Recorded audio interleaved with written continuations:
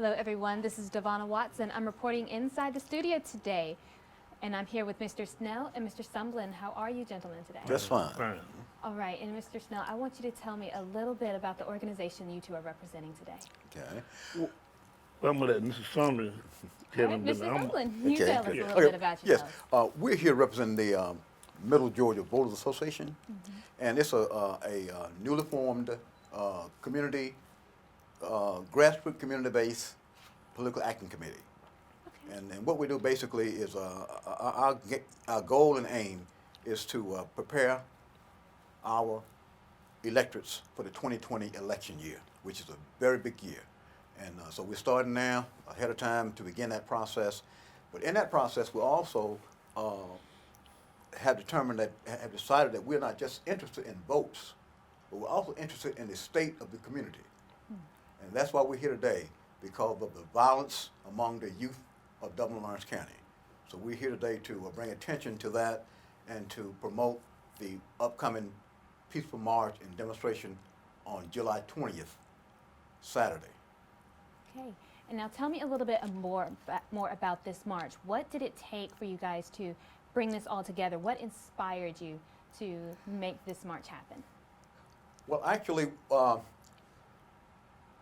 I received a series of calls over the last 6 months from Dublin, concerned about the increased violence among our juvenile population. And as a result of that, we began to, I began to come to Dublin, and, on special trips and just come down and observe and talk with the citizens, and met with Mr. Snell and some other people in the community, and they decided that, we all decided together that, that we got to do something. We got to come to the plate, and we got to let the at-large community know that there's a crisis in our community, and we need to address it. We don't need to wait like Atlanta did and have 30 or 40 kids dead and missing before someone say, hey, we got a problem. So we're here today to let Lawrence County know that we have a problem and we need to deal with it before we get too far out of hand. Right, and it starts right in our own backyard Absolutely. before it becomes a whole catastrophe. Right. Absolutely. And that's great. Yes, ma'am. And then it's not just I want this to be clearly understood. It's not just a black problem. Because, see, crime anywhere has a target everywhere. So if it's on the south side of Dublin that all this killing is taking place, it will eventually find its way out to the north part of Dublin. So what we're trying to corral it now, trying to bring a stop to it now, where it won't infest the entire community. You get that one spot and it saves the rest. Yes. I understand. And now tell me, you said that you got calls from Dublin to come from. Yes, ma'am. Where were you from now? I live in Decatur, Georgia. You live in Decatur. Okay, Yeah, but I'm a native of Dublin, and I'm here on a monthly basis. so you're already a little bit Yeah. familiar with our Yes, little ma'am. town. I'm very much in touch with Dublin. Are you from here originally? Yes, ma'am. I was born and raised here in Lawrence County, graduated from Oklahoma High School, and worked 20 years here at the VA hospital. So I'm very familiar with Dublin. All right, and coming back home to deal with an issue that means so much to you, I'm sure. Absolutely, absolutely. Because see, this is home, and and our offsprings are here. So we got to leave a better community than what we were given. Right. That's what we're trying to do. Improve it for the future. Now tell me, how do you plan to inform everyone that gun control is actually a good thing? You've grown up here in Lawrence County. We've got a lot of people who like hunting, and people love their guns here. So the second they hear gun control, a lot of people are like, not happening. They're not happy with it. So how do you plan to convince the community that gun control is a necessary thing to have? Well, I think the first thing that I would want to emphasize is that I'm a strong Second Amendment citizen. I believe strongly in the Second Amendment, but however, at the same time, I do believe that we got to have some sensibility about this thing. That we can see that guns, the rampant use of guns and the illegal use of guns is what's killing the Second Amendment. Not guns themselves, but the improper use and illegal use of guns is what is bringing danger to our community. It's also desecrating our Constitution. And I would agree. There are a lot of people that I've seen over social media and over time that they feel so strongly about what you just said. It's not the guns that are killing people, it's people killing people with the guns. Absolutely. And, you know, like you said, taking advantage of the Second Amendment. And let me also mention that, see, Dublin, we plan to do a special thing in Dublin. See, because Dublin is a special community. Dublin is the southern bedroom community of the South. And we take pride in being from Dublin because it's part of Dublin's growth and development. Now, but at the same time, see, we feel that if the at-large community understand the problem the same way we do, then we can solve this problem.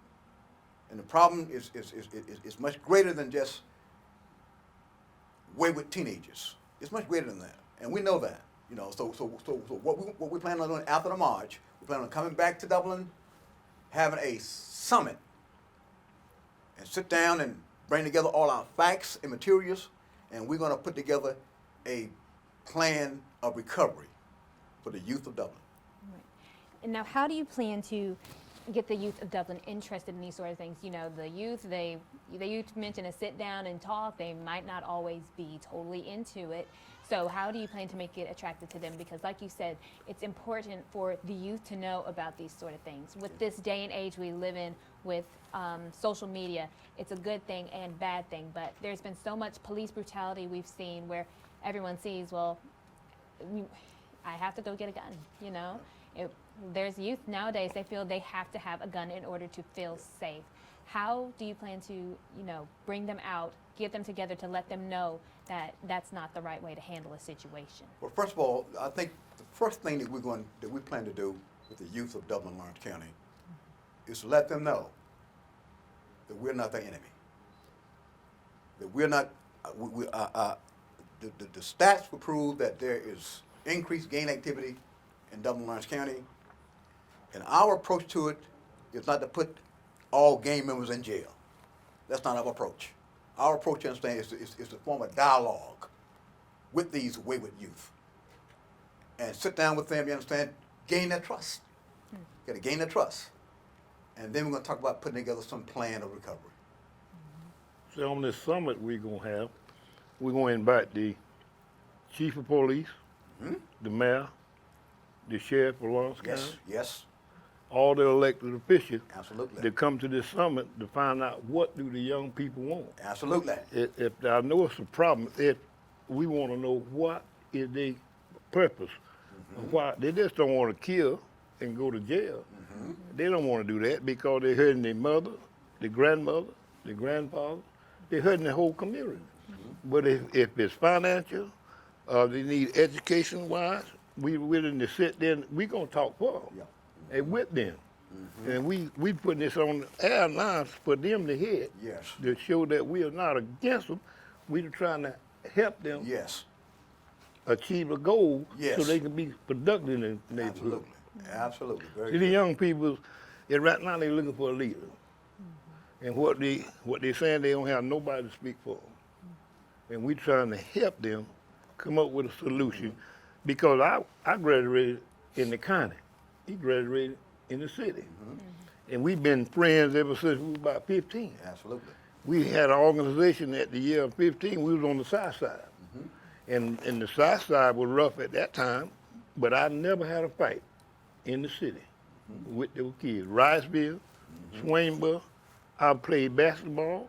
I was a drum major, and they could never beat me. But I never had a fight because I knew how to negotiate. And this is all we saying, let's negotiate before it come down to violence.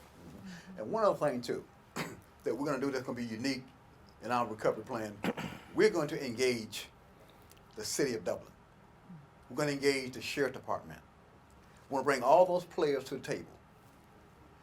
We want them, in other words, our goal and objective is that at some point along the way, we would have identified certain gang members, gain their trust and confidence, and be able to sit down with them in a meeting with the police chief, with the sheriff, and let's talk about things, you understand, that impacts their lives, things that, you know, because kids don't just want to be bad, you know, and so that's going to be our, this is going to be a very unique process, very unique, something that probably have never been tried before, but we're willing to do it, we have the expertise to do it, you understand, and we're going to do it. And that's great.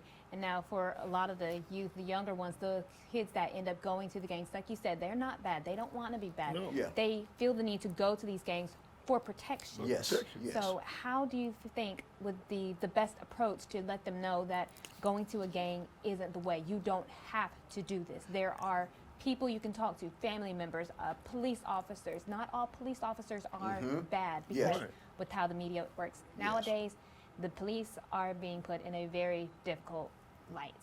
You see, we have all the tools that we need available in the community. We got to go nowhere. You ain't got to go to Atlanta. You got to go. It's there right here in Dublin. See, we want to engage those elements of the community that could give advice to the young folk.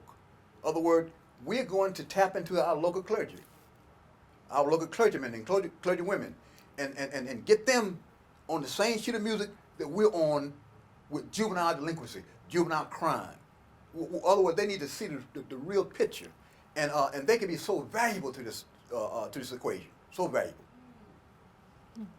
And I agree, because it starts with the youth. It starts with speaking with them, seeing what all of their interests are, what their concerns are, Yes. to keep them away from Yes. difficult situations like that. I can say for myself personally, I've been in Dublin for all my life, and I've gone to Atlanta.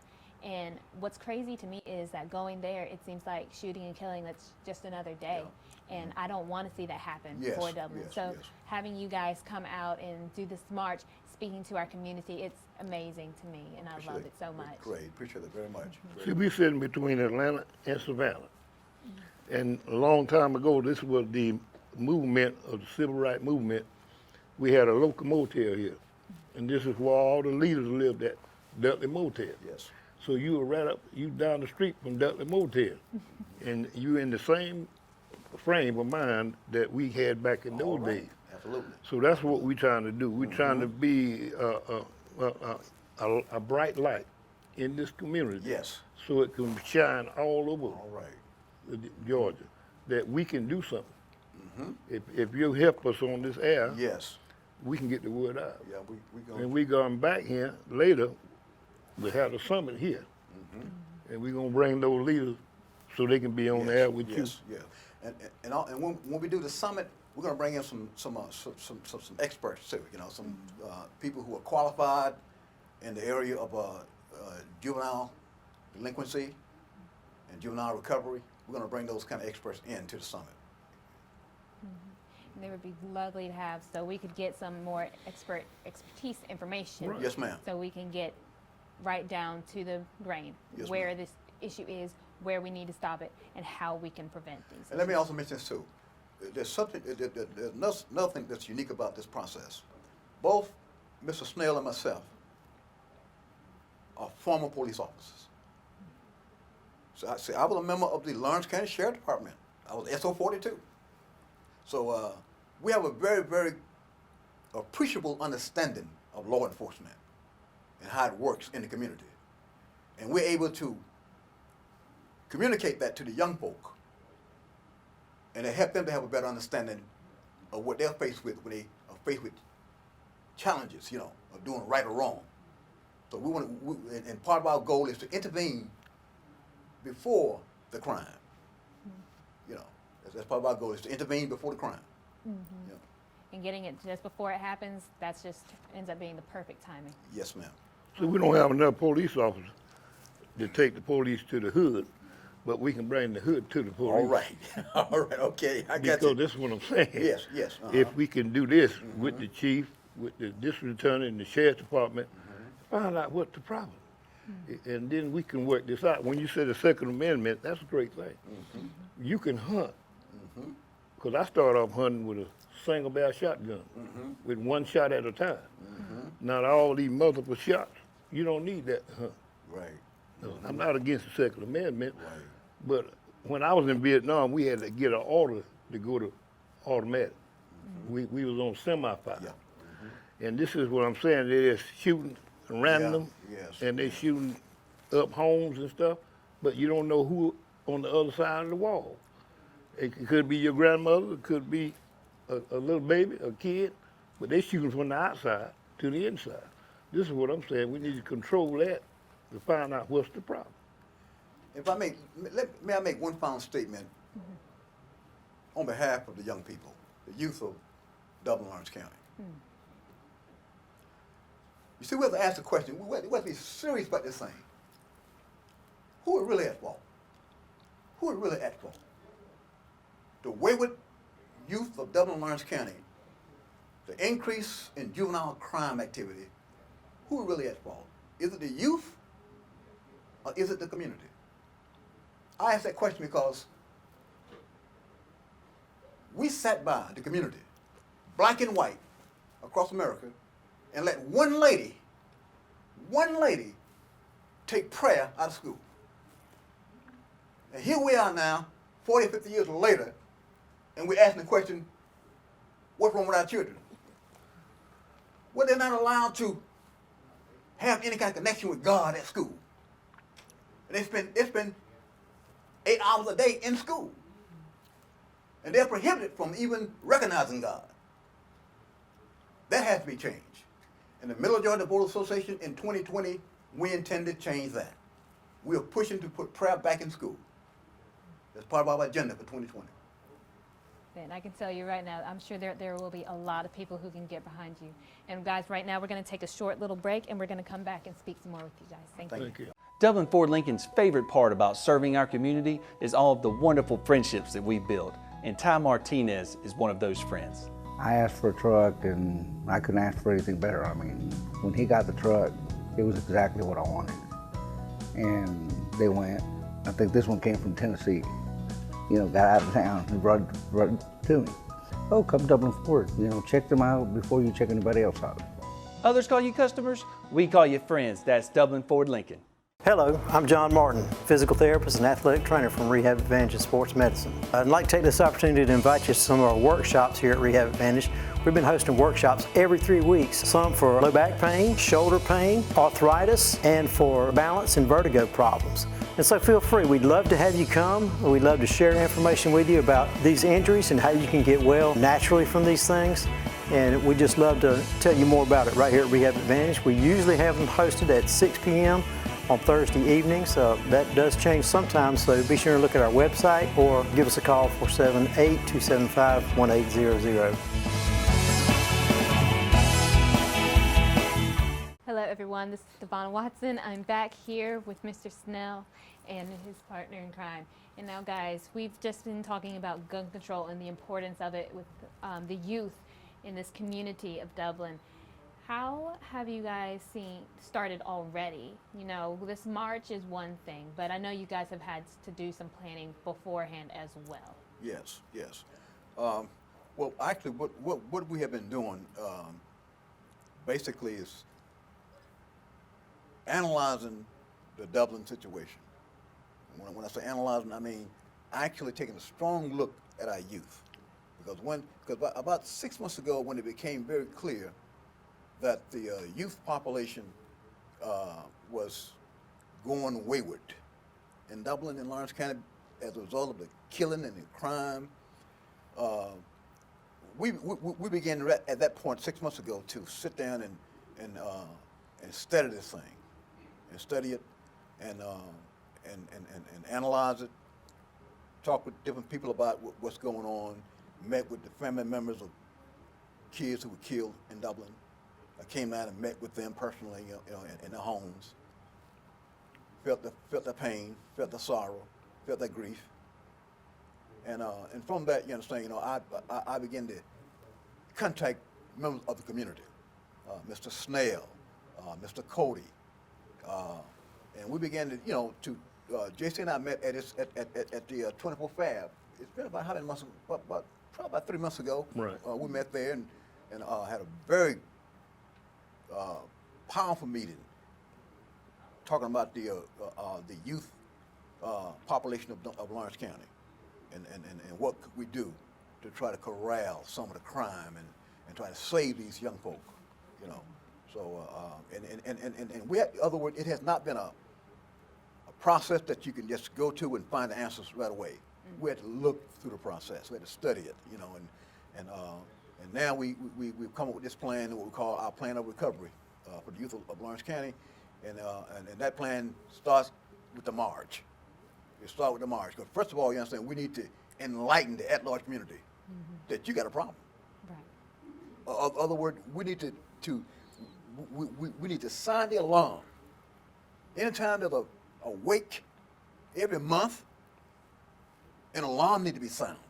And we're here to sound the alarm to Dublin. Say, we got a problem among our young folk. It's a problem that we can solve. We can solve it, but we got to come together. We got to come together. And the purpose of the march on the 20th is to bring the community together.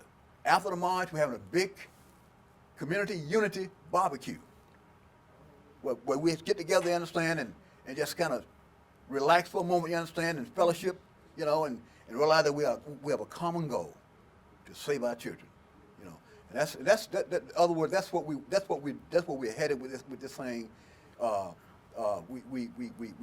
We have all kind of expertise in our circle, you know, from law enforcement, ministry.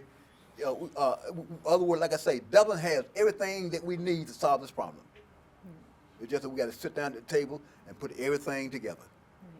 And sometimes it does take a little step back for everybody to Yes. see that we're all on the same page here, Yes. coming together Yes. at such events like a barbecue, you know, just something calm and Yes. cool Yes. so everybody Yes. can relax and Yes. enjoy themselves, Yes. while also discussing a serious matter is a good approach for this. I agree. Yes, ma'am. Now, I want to take a step back real quick. You mentioned visiting some of the families of some of those who have lost their loved ones to gun violence. Yes. How has it been discussing with these sort of things with them and hearing their stories?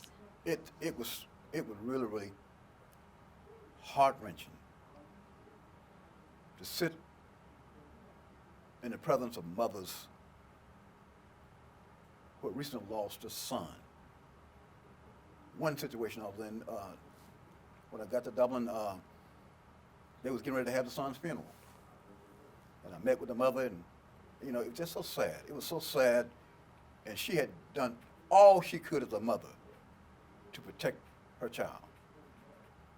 And so it's a sad story. And the thing about it, the story was being told over and over again, from one month to another. And that's the sad part about it. That's the sad part about it, you know. That's why I say we're here to try our best with the help of God, putting God in the centerpiece of what we're doing to save our youth, because they deserve to be saved. And like I say, part of my urgency to do this is because a lot of it is not their fault.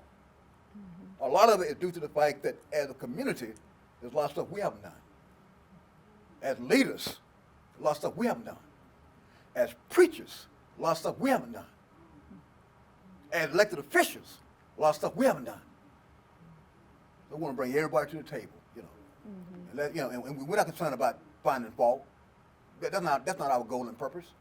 We want to come to the table, you understand, the table of brotherhood, and let's come up with a plan of recovery.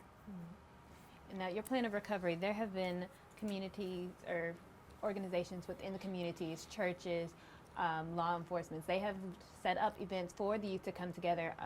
Most recently, I do remember Coffee with a Cop. It was hosted at Starbucks, where the community could come in to Starbucks and, you know, enjoy coffee with a cop, Yes. and, you know, speak with the officers and let them know their Yes. concerns in the community.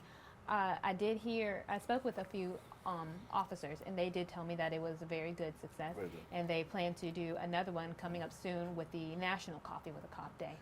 And let me mention one final thing. Mr. Stell and I were talking earlier that the unique thing about Dublin, and the reason we feel so positive about completing this job, is that Dublin is unique in a lot of different ways. First of all, Dublin sits in the heart of Georgia.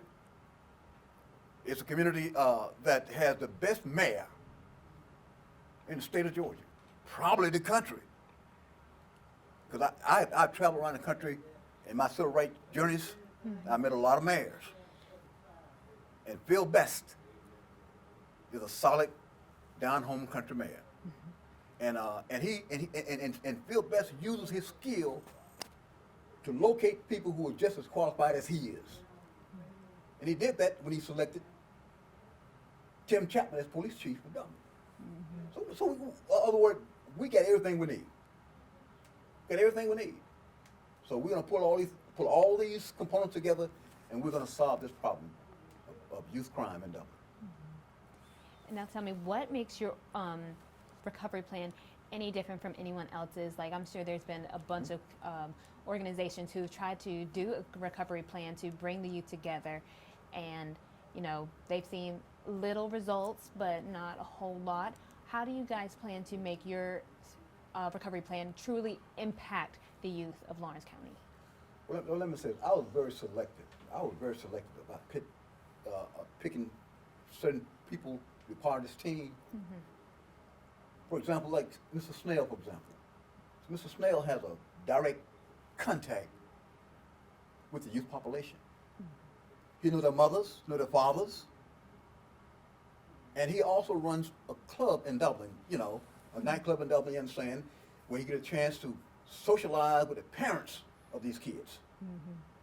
And he spent a lot of time talking with them about, you know, youth crime and what have you, understand, trying to get some grip on juvenile delinquency in Dublin and Lawrence County. And so all these tools are unique. What other city has a mayor like Phil Best? What other police department has a chief like Tim Chapman? We got the tools to do this. In other words, it's going to work because it's unique. And we believe it's unique, and we believe it's God ordained, and it's going to work. So I enrolled my grandson in a class with Officer Mark Bell, karate. And that'll change from the gun to the hand. Gotcha. Because you don't need a gun to solve problems. Gotcha. We used to say that we could want a fist fight, but I didn't want a gunfight. So this is what we're trying to do. We're not trying to down the kids. We want to show them a different way, Right. and a better way that'll save their family, they'll save themselves and the community. See, a lot of people go out and talk bad about kids. You don't do that. What I'm asking the kids to do, I know they're going to hear it, to have a ceasefire until we get through with this summit. And then give us a chance to help them solve their problem. And I think that'll work better for the community and for them too. If they ceasefire, just give us a chance. And send one of their representatives to Mr. Sumner and sit down and just work this thing out. Yes. That's what I'm asking. Yes. And let me also mention too that part of our recovery plan was actually authored by Craig Frazier. Craig and I met in his office probably 4 years ago for an hour or more and talked about juvenile crime. 4 years ago. And Craig shared with me, you know, his ideas, you know, about dealing with juvenile crime without putting everybody in jail. So it's from that concept that we have incorporated into our recovery plan. And now your recovery plan, we're starting in the summer now. So how do you plan to keep the plan going even with fall coming up soon, with the kids being back in school? Because we've seen a lot of shootings have been happening within the schools. Yep. So we need to let kids know that even if you feel like you're treated differently by other students, bullying being Yes. a major Yes. key, how do you let the youth know that grabbing a gun should not be your first instinct? Right. Well, we have a well-devised plan for that. We're going to be doing some one-on-one counseling in our program with juveniles who are already in the system. And we want to hook up with the Lawrence County juvenile court system to be an integral part of that system from a community standpoint. And that's how we plan to engage that. And I do believe that having someone to speak with would be very beneficial towards a lot of these youths today, because there are so many kids.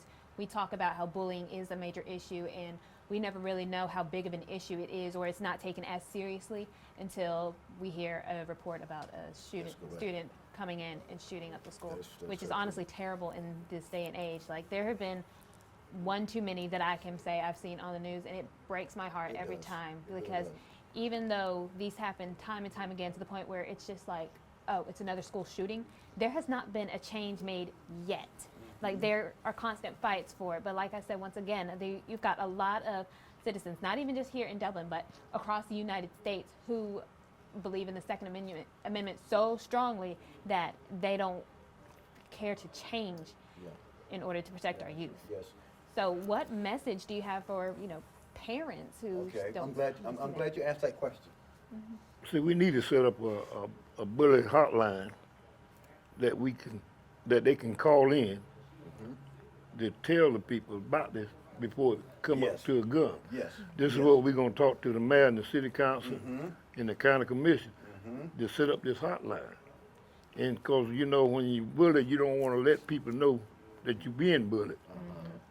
Cause you got pride. Right.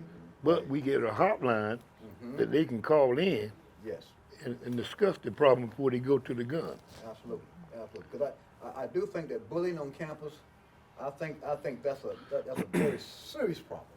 Very serious problem. That's the way Because it it starts. starts on campus, but it ends up in the hood. So it needs to be stopped on campus. Right. And I agree. And though we do have we do say that there are counselors, I feel, or at least I can speak for the time when I was in school, the counselors were there. Yes, they were present. They would probably do like a little round saying like, hey, if you guys ever need to talk, you can come talk to your counselor. And that'd be it. Like, we'd never see or hear from the counselor again. So how do you plan to, remind students constantly that you do have someone to talk to, that you're not alone, you do have the hotline? So what if they can't call? Do you guys want to try to have some sort of plan within the schools? Like, Right. Well, our goal is for the Middle Georgia Bull Association to become as familiar with the students as they are with their adults, because we're going to engage in a lot of student activity. We're going to be doing socials, functions. I'm working on a thing in Atlanta where I can bring in a well-recognized rapper to come into Dublin, and someone with some notoriety, and perform for the kids. Otherwise, we're going to be engaging with the kids throughout the year, not just during the school year, but throughout the year, because after school is out, there's more need for it then than when school is in.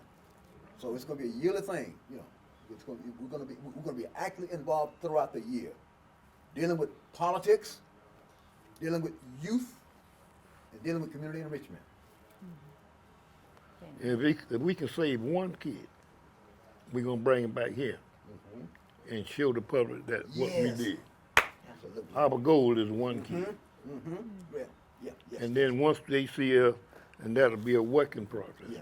for other kids. That's our main goal. Want that kid to be one that's headed to prison, That's right. and we turn him around.